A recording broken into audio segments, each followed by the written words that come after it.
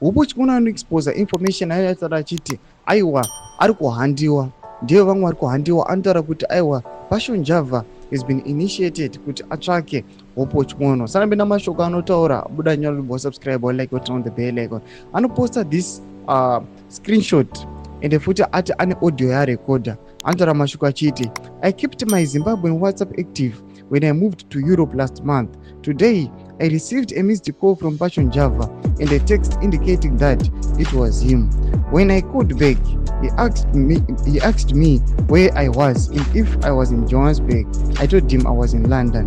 He then asked when I would be returning to Harare, and I told him I would be back in September. The phone went silent and he didn't call back. I just thought I should put this on the record since he's one of the crooked Emerson overzealous runners. There have been many attempts on many people's lives, both at home and abroad. My security team advised me to make this public.